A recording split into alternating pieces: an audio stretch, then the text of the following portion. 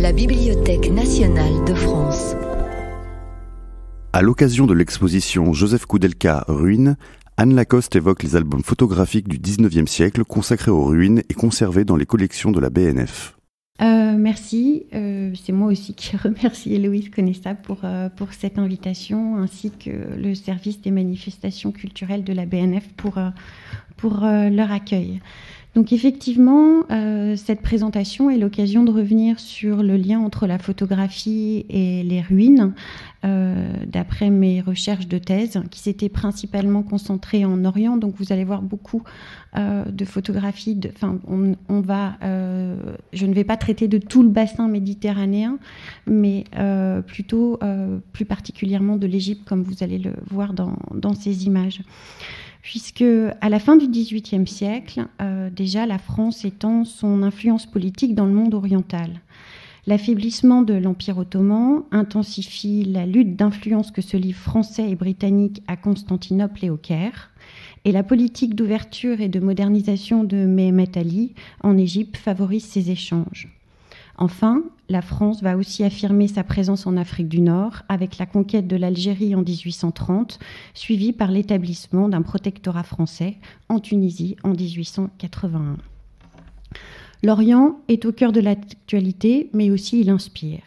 Le XVIIIe siècle présente déjà cette influence avec le succès de la traduction des contes des Mille et une nuits et la mode des turqueries. La campagne d'Égypte de Bonaparte, entre 1798 et 1801, révèle l'Égypte antique et moderne à la société occidentale. Il s'agit de la réalisation la plus importante de l'histoire de l'imprimerie française à cette époque, avec la description de l'Égypte où recueille des observations et des recherches qui ont été faites en Égypte pendant l'expédition de l'armée française, dont vous avez ici une planche, qui ont été publiées entre 1808 et 1828, avec pas moins de 10 volumes in folio et 2 recueils contenant 837 planches gravées. La description d'Égypte est le premier ouvrage scientifique qui va révéler au public ces monuments antiques, avec des descriptions détaillées de tous les sites illustrés par des plans d'édifices, des coupes longitudinales et transversales, des reconstitutions en couleur des intérieurs des temples, ainsi que des vues perspectives. Surtout, les succès des travaux de l'Institut d'Égypte transforment l'échec militaire de Bonaparte en triomphe national qui va être orchestré par Vivant Denon, qui est notamment l'auteur du Voyage dans la Basse et Haute Égypte, dont vous avez ici une planche, et qui vous montre les différentes perspectives d'un même site. Cette assimilation de cette civilisation antique est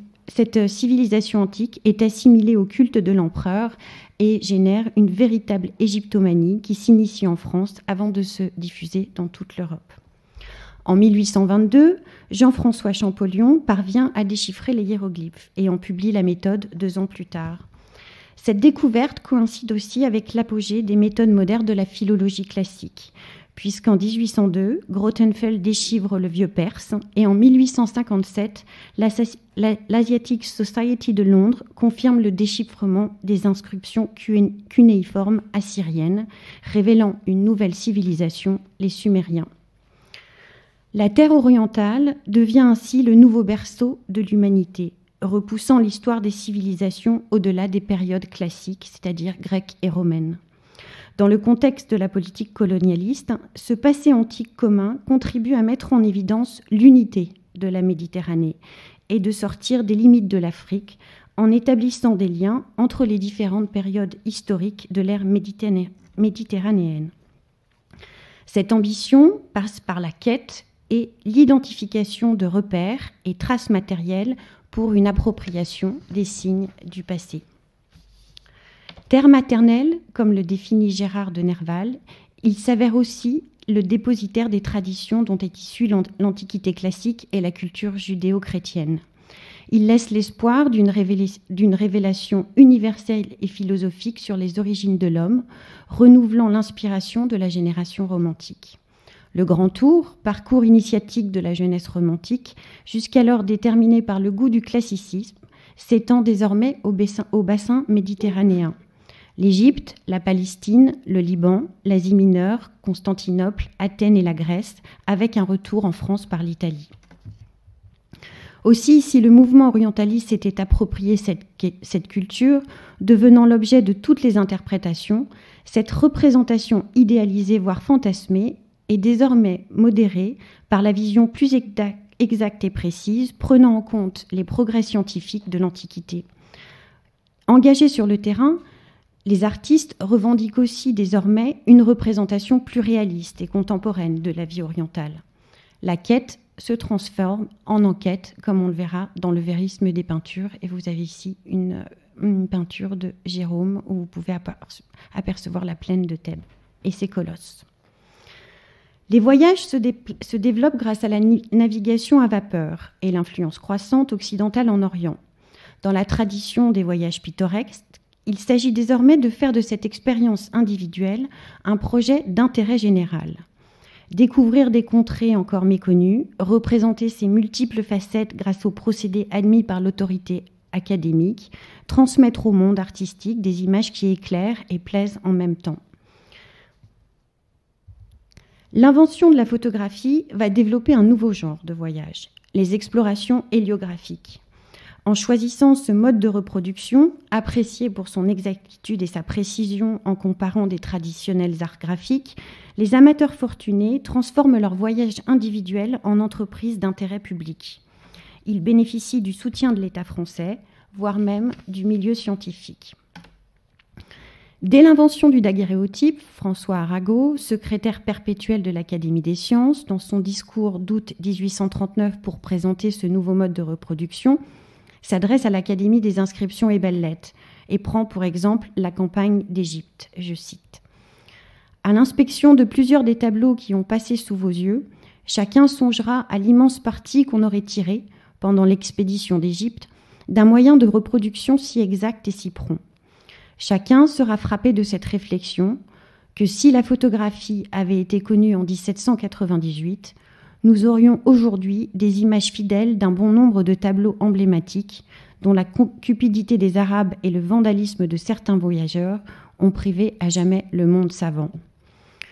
Pour copier les millions et millions d'hiéroglyphes qui couvrent, même à l'extérieur, les grands monuments de Thèbes, de Memphis, de Karnak, il faudrait des vingtaines d'années et des légions de dessinateurs. Avec le daguerréotype, un seul homme pourrait mener à bonne fin cet immense travail. Le daguerréotype, dont vous avez un exemple ici, de Giraud de Prangé, dont je vous reparlerai tout à l'heure, est le procédé le plus en vogue entre 1839 et le début des années 1850. Il donne une image unique, obtenue sur une plaque de cuivre sensibilisée. Les reflets métalliques de son support rendent parfois l'image difficile à lire, et surtout, seule la reproduction par la gravure en permet la diffusion. Je reviens sur l'exemple ici que vous avez de cette vue d'Égypte de la pyramide de Khéops, qui est reproduite sous forme d'aquatinte dans une des premières publications qui revient sur des excursions daguerriennes.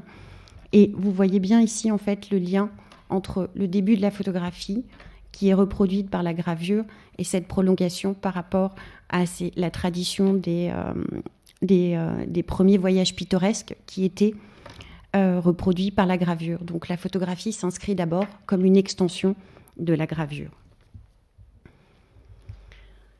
Le calotype, c'est le premier procédé négatif-positif des images sur papier à dessin qui sont sensibilisées au nitrate d'argent.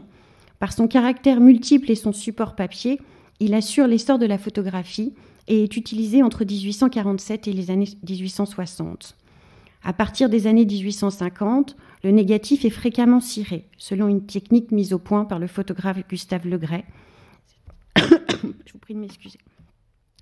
Qui permet d'augmenter sa transparence, permettant ainsi de réduire aussi le temps de pose et d'obtenir une meilleure définition de l'image. Ces deux procédés nécessitent encore un temps d'exposition conséquent, et le sujet architectural se prête tout particulièrement à ces exigences.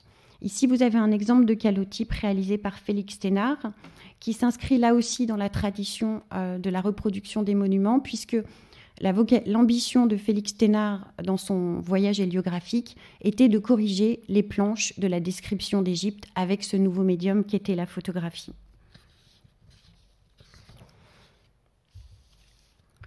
La photographie en est alors à un stade expérimental. et les premiers recueils photographiques consacrés aux monuments antiques seront l'œuvre d'amateurs. S'il s'agit souvent de leur unique expérience photographique, ils rapportent les premiers importants corpus photographiques de ce patrimoine antique. Les opérations photographiques sont alors onéreuses et contraignantes. La préparation et le développement du négatif nécessitent de nombreuses manipulations chimiques et un temps de pause encore relativement long. Les conditions du voyage, un matériel encombrant et fragile, la chaleur, le vent, dont le fameux Khamsin d'Égypte, l'humidité et surtout la poussière qui est un véritable fléau lors des opérations photographiques, compromettent le succès de ces opérations. Ces amateurs, à leur retour, font figure de pionniers et contribuent plus généralement au succès du médium en montrant comment la photographie peut être utilisée en dehors du studio traditionnel. À leur retour, ils assurent rapidement la promotion de leurs travaux photographiques et tout particulièrement au sein de la Société héliographique, ensuite renommée Société française de photographie.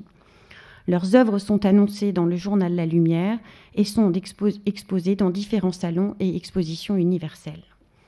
Vous avez ici une photographie de Maxime Ducamp, puisque Maxime Ducamp va être considéré comme l'un des premiers pionniers dans ce domaine. En 1849, effectivement, il prépare son voyage en Orient, auquel il associe le calotype.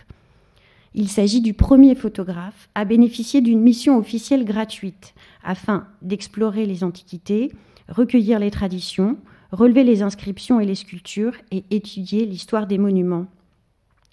Ducamp se forme à la technique dans l'atelier du photographe professionnel Gustave Legré et obtient des instructions rédigées par l'Académie des inscriptions et belles-lettres afin de répondre aux besoins des scientifiques. Accompagné de son ami Gustave Flaubert, il parcourt l'Égypte, la Palestine, le Liban, l'Asie mineure, la Grèce et l'Italie pendant 1 an et demi. Ducamp photographie une 60aine de sites, mais il privilégie les monuments antiques égyptiens. De retour à Paris en 1851, il rapporte plus de 200 calotypes et réalise ainsi le premier important recueil photographique de calotypes en Orient.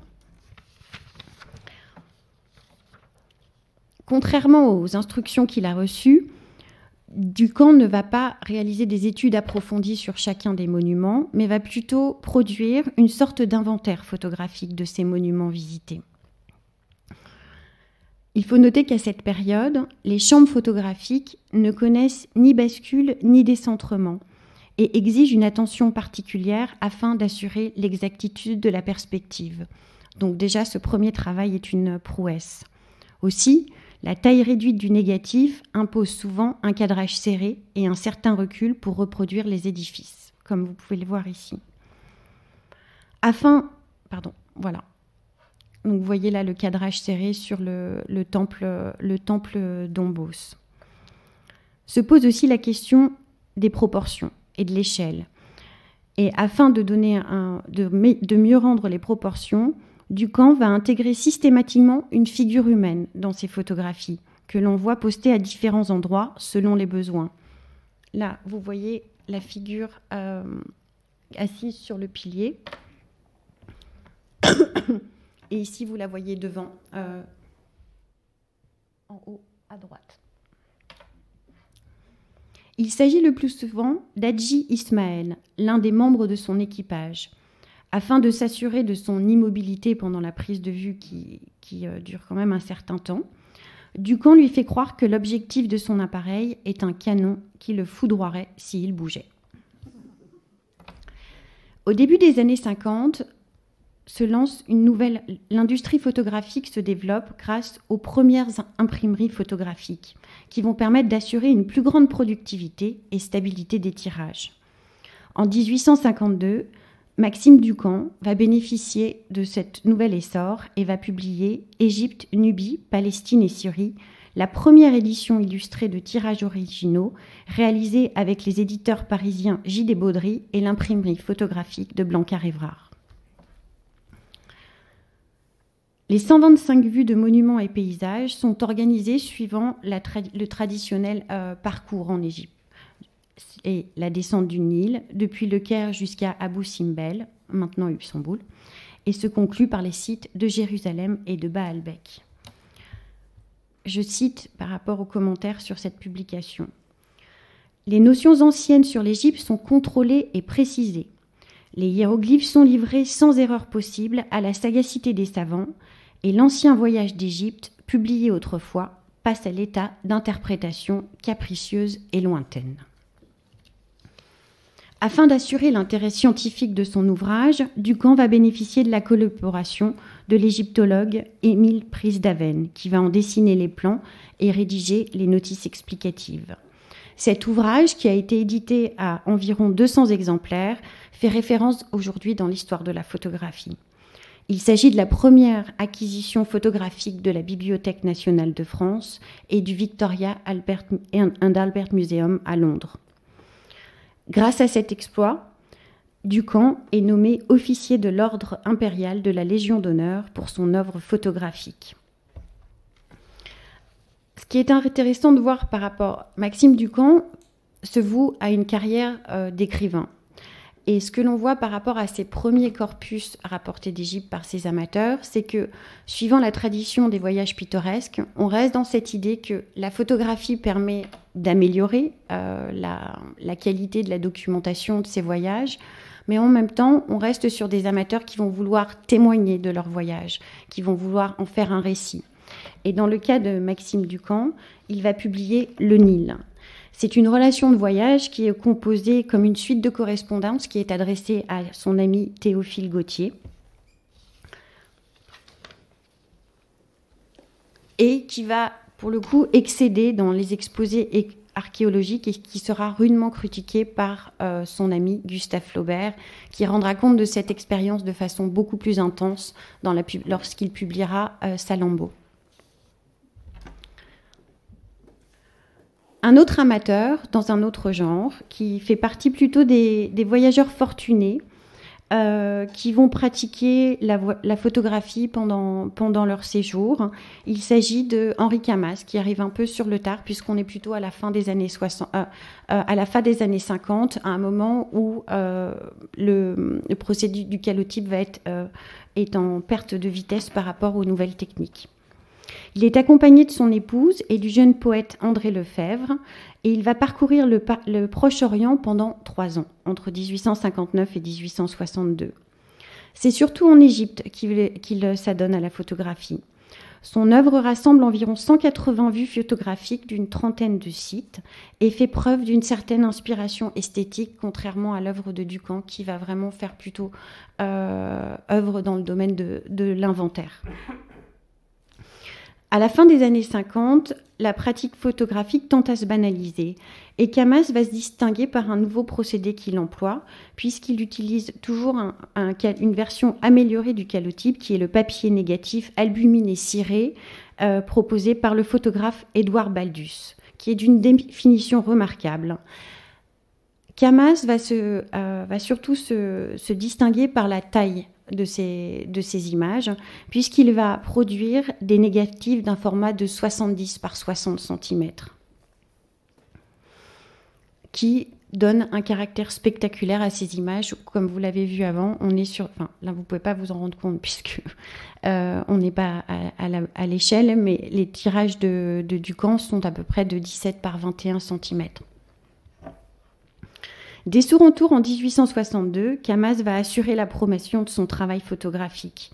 Il offre un album à l'Académie des sciences et présente ses œuvres à la Société française de photographie.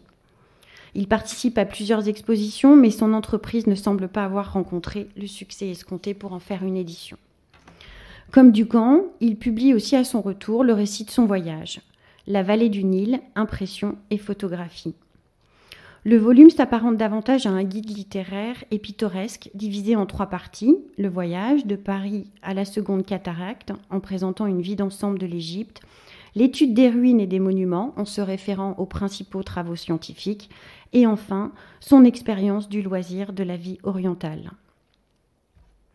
Je vous cite une critique sur l'œuvre de Henri Camas pour vous montrer un peu l'état d'esprit de ce voyage, qui correspond vraiment en fait aux amateurs qui se lancent dans le grand tour pour leur éducation et leur loisir, et qui intègrent aussi la photographie.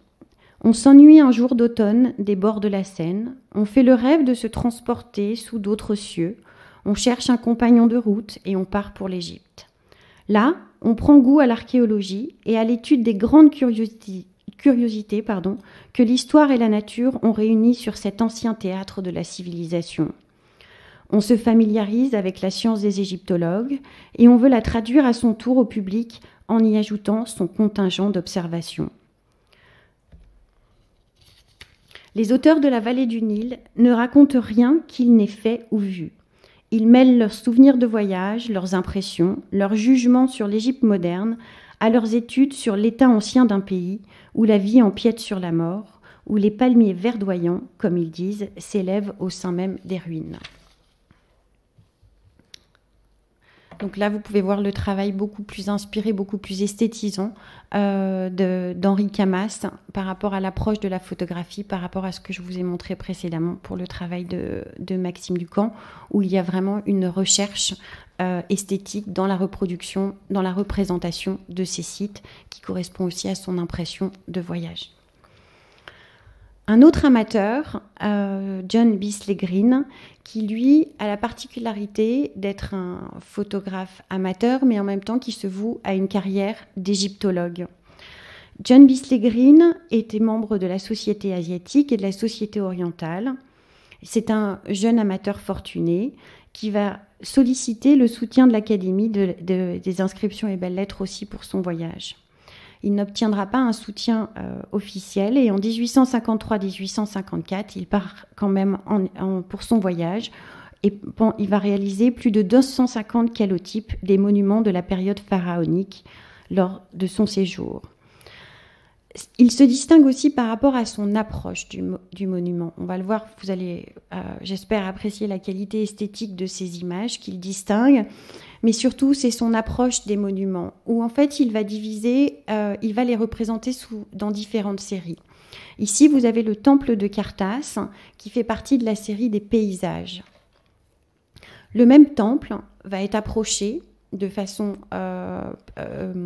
plus détaillée dans la série des monuments. En fait, la série des paysages correspond davantage aux monuments dans son contexte, alors que dans la série des monuments, on va plutôt être sur l'édifice.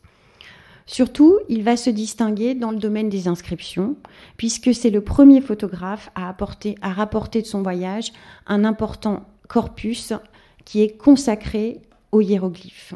Il sera notamment le seul à photographier, à cette époque-là, le dos du colosse de même nom, comme vous pouvez le voir ici. Voici un des détails, une des nombreuses séries qu'il va réaliser sur le mur du temple funéraire, la muraille du nord du temple funéraire, qui va faire l'objet de toute une succession de vues pour retranscrire en fait ces hiéroglyphes. Son travail va être apprécié et lui permettra d'obtenir une autorisation officielle pour effectuer des fouilles l'année suivante. Le travail de Green est remarquable puisqu'il va allier une recherche esthétique, une maîtrise certaine au niveau technique, puisque c'est extrêmement difficile de reproduire les inscriptions qui sont gravées dans les parois, mais aussi de rapporter une importante documentation photographique scientifique qui, pour le coup, servira vraiment aux égyptologues. Au cours des années 1850, la technique photographique va se perfectionner en assurant une meilleure rentabilité de la production. En 1851, le sculpteur anglais Frederick Scott Archer invente le négatif au collodion sur verre qui domine le marché pendant une trentaine d'années. La transparence de son support améliore la définition et le contraste de l'image, tandis que sa plus haute sensibilité à la lumière permet de réduire le temps d'exposition à quelques secondes. À la fin des années 50, la photographie devient ainsi une véritable entreprise commerciale. Motivée par l'essor de l'industrie touristique dans le bassin méditerranéen, de nombreux studios photographiques vont s'implanter à proximité des hôtels, mais aussi à proximité des principaux sites archéologiques. Ils proposent des tirages de différents formats, vendus à l'unité ou sous forme d'albums, retraçant les principales étapes du traditionnel itinéraire. Leur production est vendue sur place, mais aussi fait l'objet d'une promotion internationale destinée aux voyageurs de salon. Ici, vous avez un exemple de Francis Fried, qui est le premier à parcourir l'Orient avec 3 voyages entre 1856 et 1859. Ce marché va se distinguer par l'uniformité de son iconographie, qui est inspirée par le mouvement pictural orientaliste du début du siècle. La société occidentale, encore marquée par les bouleversements de l'ère industrielle, perçoit en effet l'Orient comme une terre d'évasion, au caractère immuable. Et son patrimoine antique, symbole du prestige des civilisations passées, en est un des sujets de prédilection dans cette production. Vue générale des monuments, des détails architecturaux, ainsi que de nombreuses reproductions des bas-reliefs ou peintures murales à caractère plus didactique. Le monument est souvent associé, cette iconographie est souvent associée au paysage désertique ou à la végétation exotique. Les populations locales, là encore, comme on l'a vu pour Maxime Ducamp, servent régulièrement d'échelle et figurent sur la plupart de ces images. Leur présence est agencée, comme vous pouvez le voir ici dans ces planches de Francis Fried, et contribue ainsi à renforcer les qualités plutôt authentiques de la photographie, non sans un certain goût pour le pittoresque et de marquer aussi la matérialité de ce passé à un moment présent. Antonio Beato va être un des principaux photographes commerciaux installés en Égypte. Il est formé par le photographe professionnel James Robertson à Constantinople. Il développe sa pratique d'abord en Grèce, Égypte, Syrie et Palestine, jusqu'en Inde, avant de s'installer définitivement au Caire en 1862. Donc voici ici, dans cette vue du village de Karnak, les ruines en fond, mais l'importance en fait de l'exotisme en premier plan. En 1870, il s'installe d'abord au Caire en 1862, puis en 1870, il va ouvrir un second studio à Luxor afin de se rapprocher de la clientèle touristique. Suite à son décès, en 1906, Gaston Maspero, le directeur du service des antiquités d'Égypte, va racheter une partie de son fonds iconographique. Ces vues, destinées à un public amateur, ne correspondent pas forcément aux exigences du milieu scientifique, mais elles n'en constituent pas moins les premières archives historiques témoignant de l'état des monuments pendant cette période. Voici une vue de Palmyre par le studio Bonfils, où vous voyez encore une fois l'importance de la figure locale dans le cadrage.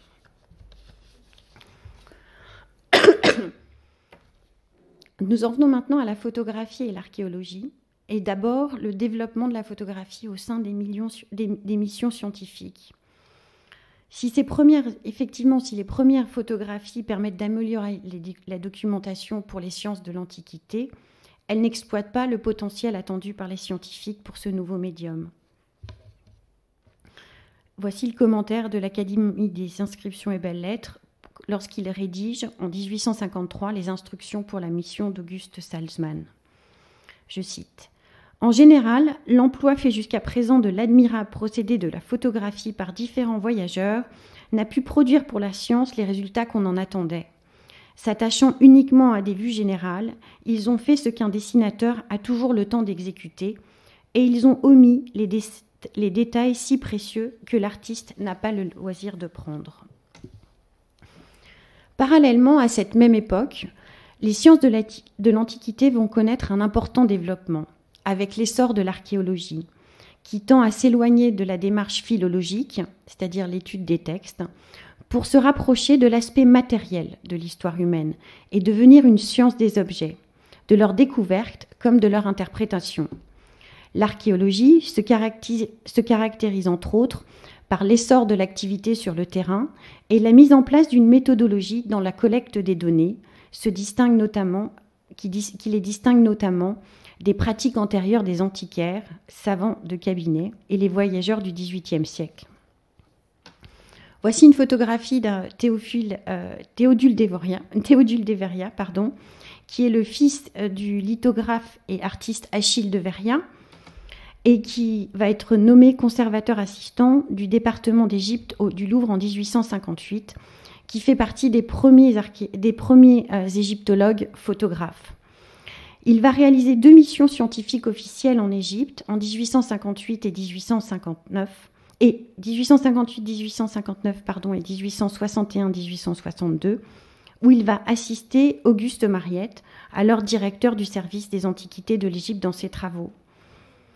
Pendant ces séjours, il visite les principaux sites, mais va aussi documenter le travail de fouilles, les résultats des fouilles d'Auguste Mariette, qui vont notamment être publiés dans la description des fouilles exécutées en Égypte, dont la première édition est parue en 1863.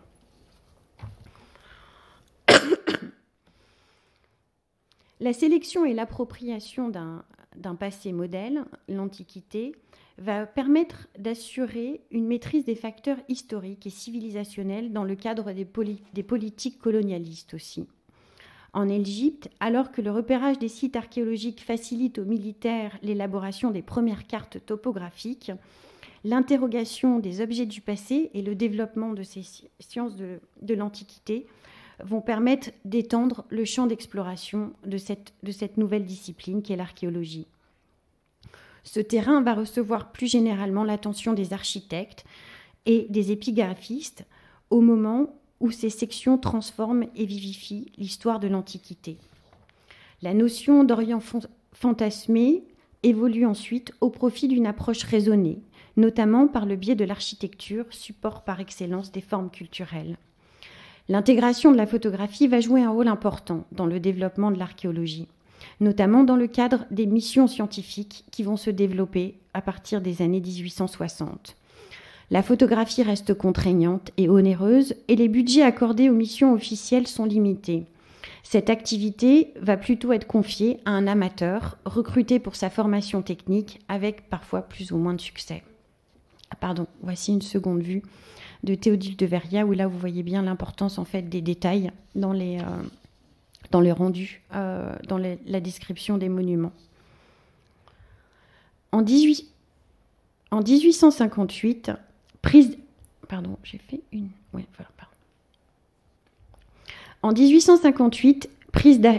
d'Aven va faire partie des premiers égyptologues confirmés qui partent en mission et qui vont associer la photographie. Il va même jusqu'à retarder son départ pour remplacer le photographe qui lui a fait défaut. Il s'adjoint un jeune photographe, Édouard Jarreau, dont le père tient lui-même un atelier de photographie à Paris. Jarreau maîtrise parfaitement la technique photographique. Il utilise différents procédés, les négatifs sur papier ciré, les négatifs sur verre à l'albumine et au collodion, dont certains de grand format, plus les vues stéréoscopiques. Dirigé par Prise d'Aven, il parvient à réaliser plus de 150 épreuves de divers sujets, depuis les vues d'ensemble des monuments, détails architecturaux, inscriptions, ainsi que les sculptures. La recherche de l'authenticité de la reproduction va rester la préoccupation majeure pour Prise d'Aven, qui s'est assigné de donner à voir. Et sa mission va être exemplaire quant à ses méthodes de relevé, associant la photographie, l'estampage pour les bas-reliefs et les inscriptions, et les qualités du dessinateur et de l'architecte, comme vous le voyez ici, qui vont être ensuite rehaussées. Un autre exemple avec le vicomte Emmanuel de Rouget. En 1863, ce conservateur du musée égyptien du Louvre obtient l'accord et le financement de l'État français pour une mission épigraphique en Égypte. Il est accompagné de son fils Jacques, formé à la copie des inscriptions hiéroglyphiques, et de Karl Wecher, membre de l'école française d'Athènes spécialisée dans les inscriptions gréco-latines, ainsi qu'Aimar de Banville, ami de son fils, jeune homme fortuné passionné de photographie. Rapidement, dès 1849, le vicomte Emmanuel de Rouget avait apprécié la qualité de la photographie à l'inspection d'une petite plaque daguerréotype d'inscription d'égyptienne. Il avait aussi travaillé d'après les photographies, les épreuves rapportées de Green. S'il considère la photographie comme un outil devenu indispensable aujourd'hui à l'archéologie, il il ne pourra assumer ses défenses et c'est pour ça qu'il bénéficiera du soutien la coopération de Aymar de Banville avec un grand succès, puisque pendant les 5 mois de cette mission, ils vont reproduire 6 volumes d'inscriptions inédites, 220 planches photographiées reproduisant les murailles historiques des temples, les plus grandes inscriptions et les plus beaux monuments égyptiens. L'œuvre d'Aymar de Banville est un bel exemple pour la qualité et la précision du négatif vert au collodion dont il utilisera différents formats. Cette mission, il maîtrise aussi le choix de l'éclairage, l'adaptation des formules afin de faire ressortir les reliefs des inscriptions. Cette mission est un succès pour la collaboration de les photographies. De Banville ira même jusqu'à financer la publication du luxueux album de cette mission et sur la demande du vicomte de Rouget, sa contribution, il est récompensé par la Légion d'honneur. Il s'agit aussi de faire œuvre d'inventaire pendant ces premières missions. Et si les premières missions artistiques programmées en Algérie ont instauré un processus en 2 étapes, il s'agit de diffuser une certaine image de l'Algérie privilégiant une nature idéalisée et les ruines romaines, faisant appel à la peinture des paysages et d'architecture, inventorier les monuments en employant un architecte qui applique les règles rigoureuses du relevé et du dessin géométral. Les autorités vont aussi avoir recours à la photographie. Avec cet exemple de la mission de Henri Poisson de la Martinière, un géographe de formation, archéologue, qui va explorer le Maroc, qui va explorer le périple de 1880 à 1891 avant de se consacrer à sa carrière consulaire. Il va être chargé de plusieurs missions scientifiques par le ministère de l'Instruction publique et va notamment documenter et tout particulièrement la Mauritanie tingitane, dont il étudie et fouille les sites de Volubilis et Lixus entre 1886 et 1891. Ces explorations géographiques et topographiques vont être aussi l'occasion de recherches archéologiques. C'est aussi l'occasion de réviser les tracés différents, de revoir les tracés de la voie romaine pour des contrées inexplorées. Il réalise les premières fouilles officielles sur les sites de Lixus et Volubilis, dont vous avez une vue ici. Ces travaux comprennent aussi bien les plans et levés précis des sites, ainsi que de nombreux documents inédits, dont les estampages de plus d'une 50aine d'inscriptions. Sa pratique correspond à la diversité de son activité, reproduisant inscriptions, relevés des sites, monuments et vestiges découverts. Les épreuves d'Henri de la Martinière sont particulièrement remarquables par leur définition et leurs détails dans les paysages, mais les vues aussi architecturales, dont les archives sont conservées aujourd'hui au ministère des Affaires étrangères. Dans un autre domaine, on fait aussi appel aux photographes spécialisés en architecture comme Séraphin Médéric Mieuxemont, qui est notamment associé aux missions d'inventaire initiées par la Commission des monuments historiques et de la Direction des cultes pendant près de 20 ans. En 1890, il voyage pour le compte de la Direction des cultes en Algérie afin de réaliser l'inventaire photographique des monuments antiques et arabes, avec notamment les sites antiques les plus célèbres tels que Lambèse et Tébessa, ou la ville de Timgad qu'il va restituer.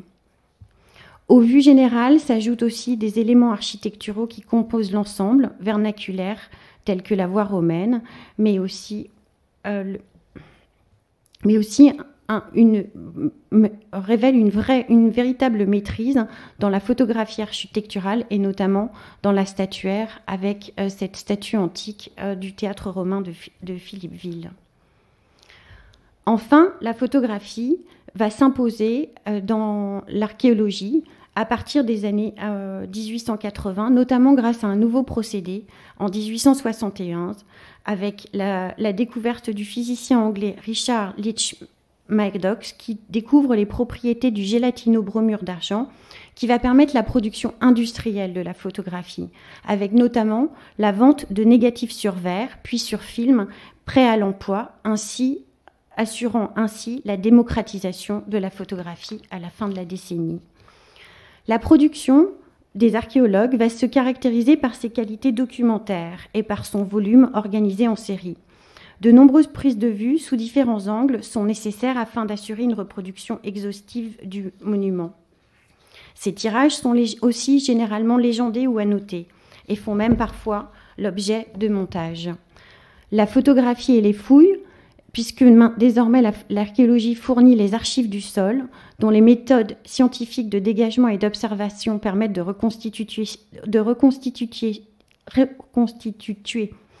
successivement l'histoire de l'humanité, il s'agit maintenant de le documenter. On a surtout à partir des années 1880 l'apparition de la méthode de la stratigraphie, la loi de corrélation entre le niveau d'affaissement et le degré d'ancienneté. Vous avez ici des vues de la mission d'Ernest de Sarzec sur les fouilles de Télo, où vous voyez toute cette documentation qui se caractérise aussi par l'importance de cette documentation et son volume. Là aussi, un caractère plus abstrait. Je vous parlais de la notation, mais parfois ce sont des images qui sont plus difficilement compréhensibles en dehors de leur contexte. Les archéologues vont utiliser aussi régulièrement la photographie pour documenter leurs travaux. Il s'agit aussi d'illustrer leurs rapports, leurs correspondances à distance, mais aussi les futures publications scientifiques et d'enrichir leurs archives. Là, vous avez un exemple de Georges Legrain, qui va être nommé inspecteur en chef des antiquités à Luxor en 1895, et notamment dans les travaux de consolidation des monuments de Karnak. Il s'agit aussi de témoigner, et les scientifiques sauront aussi utiliser l'impact de la photographie pour témoigner de leur succès, mais aussi de leur découverte.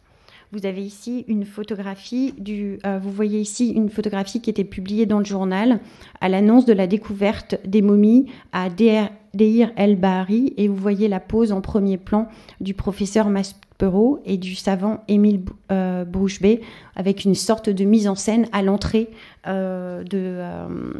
des tombeaux. L'industrialisation croissante des procédés photomécaniques va aussi permettre la généralisation de la photographie dans l'édition et va contribuer pleinement au développement de la discipline, mais aussi à cette mission d'éducation populaire. Un exemple ici avec le voyage dans la Haute-Égypte.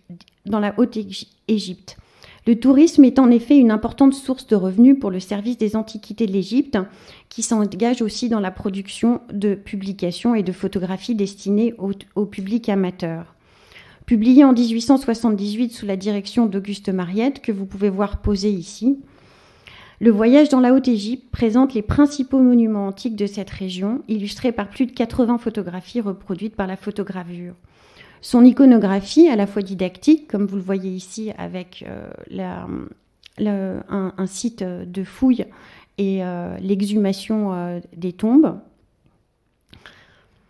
mais aussi esthétique et documentaire, est caractéristique de la politique de vulgarisation de l'époque, qui veut des images attrayantes et faciles d'accès pour le public.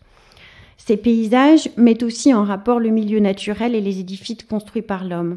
Les ruines impriment alors un caractère de mélancolie ou de majesté tranquille au milieu naturel, en lui donnant sa profondeur historique. La notion de paysage a généralement qualifié des manières de voir et d'apprécier.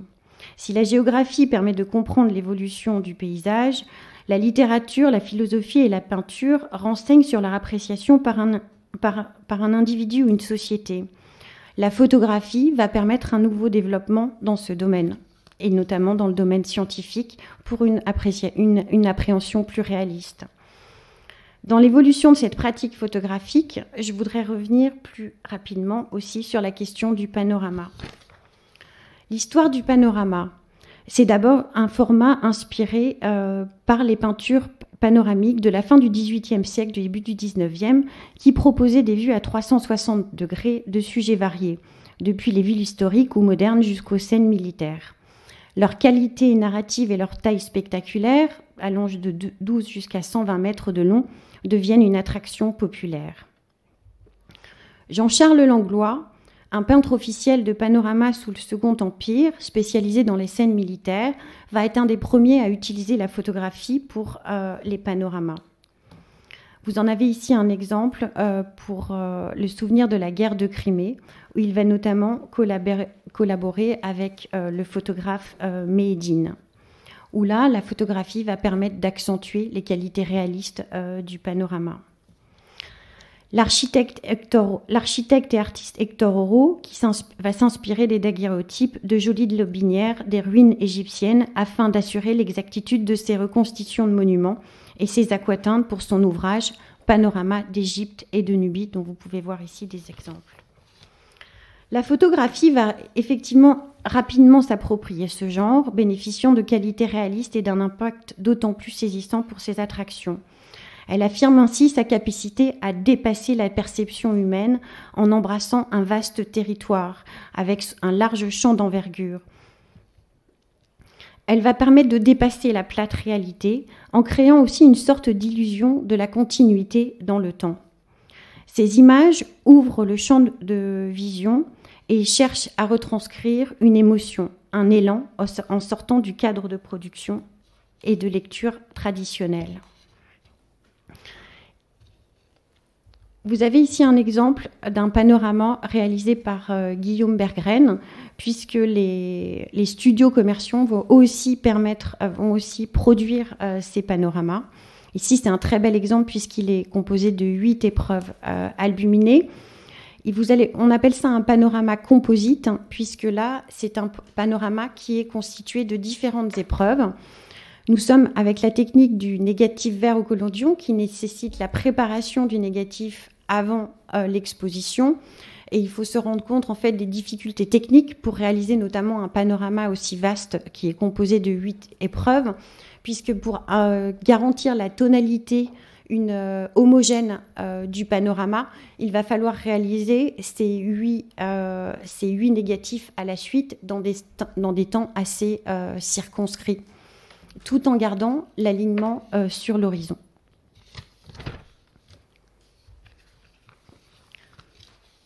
Le format du panorama, là je vais vous montrer une planche de la description de l'Égypte, puisque c'est un format qui va vraiment aussi, on voit bien dans le format du panorama, dans le développement de la photographie et de l'archéologie, l'influence des architectes qu'on voit dans la photographie, mais aussi qui est inspirée par les premières coupes, les plans de coupe.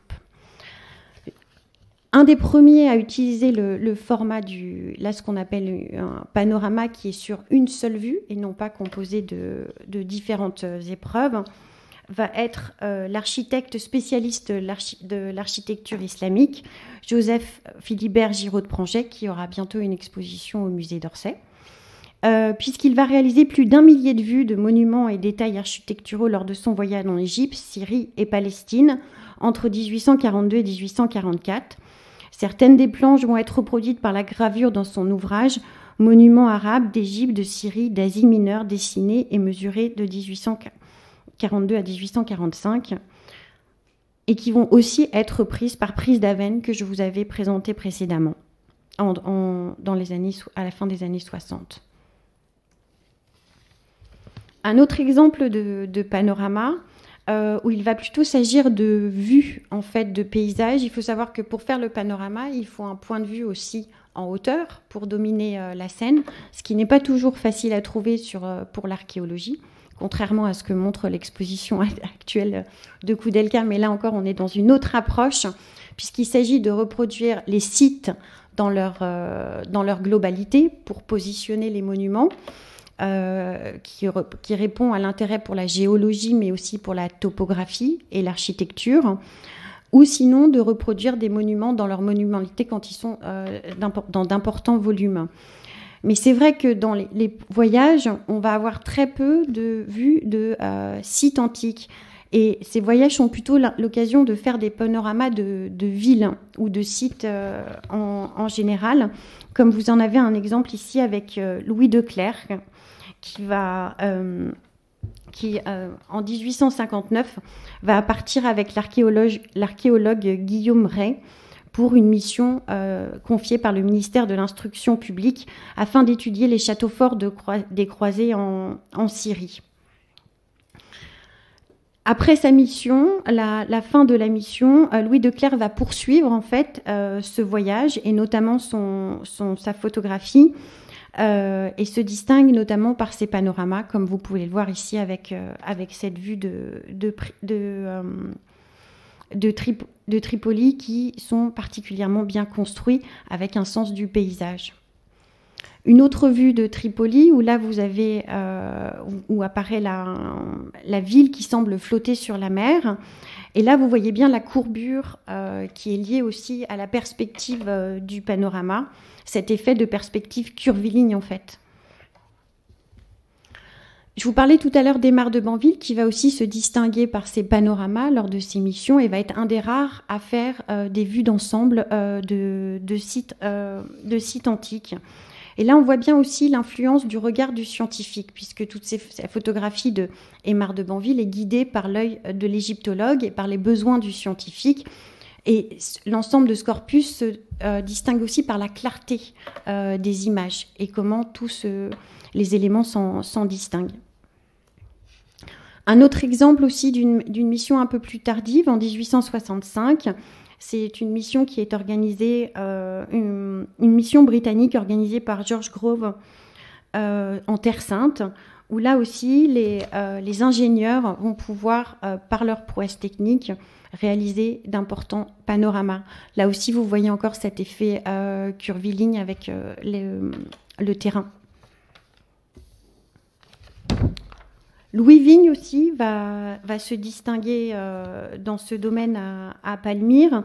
C'est un amiral de marine qui est chargé des opérations photographiques pour accompagner le duc de Luynes, qui est un archéologue, numismate, collectionneur d'art, dans son voyage archéologique de Beyrouth à Palmyre en 1864. Là, on va voir que vous avez un exemple où la difficulté du panorama, donc là on est sur un panorama composite, il y a 3 images, mais vous voyez que pardon.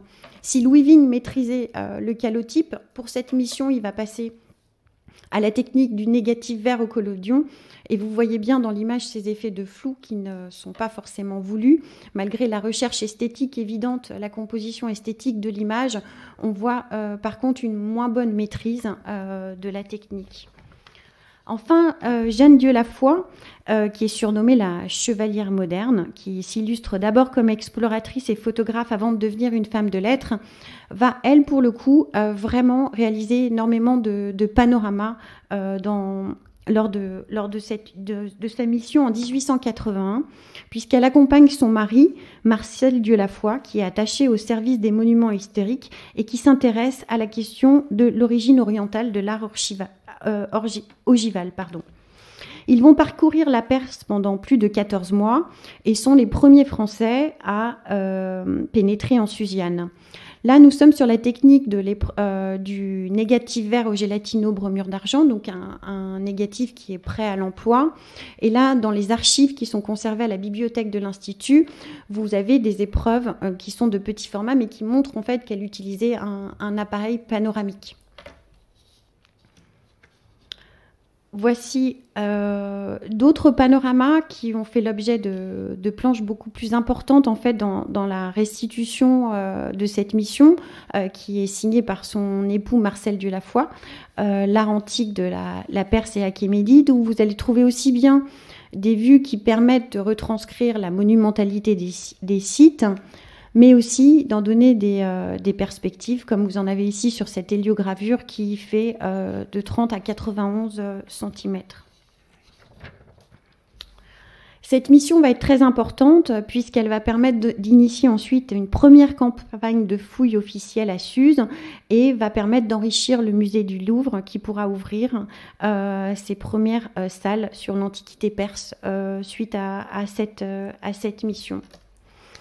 Je voulais terminer sur cette photographie puisque cette présentation vous a permis de voir un peu l'évolution de l'iconographie liée à la photographie et l'archéologie, mais avec toujours cette même fascination en fait pour la présence de ces monuments qui interpellent, réactivent la mémoire, que ce soit scientifique ou amateur, il y aura toujours cette même fascination pour ce passé qui est fixé matériellement dans le présent et qui transforme en fait l'espace, qui lui donne un nouveau sens. Ce qui va faire l'objet aussi de beaucoup de codifications qu'on va voir depuis les romantiques jusqu'à la photographie ou l'orientalisme, et qui montre, j'espère que cet exposé vous montre l'originalité en fait de l'approche de Koudelka, puisque vous voyez bien dans l'exposition qu'on est sur un autre dispositif du panorama. Vous voyez l'importance des premiers points, des premiers plans dans ces images qu'on ne voit pas normalement dans les panoramas qui sont plutôt des vues d'ensemble. Cette importance aussi du jeu de la perspective, la profondeur de champ qui n'a pas encore été explorée à l'époque du 19e siècle. Je vous remercie.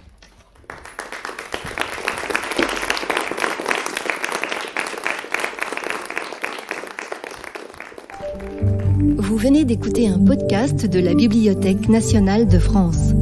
Retrouvez les conférences, rencontres et créations de la BNF sur toutes les plateformes de podcast ainsi que sur le site bnf.fr.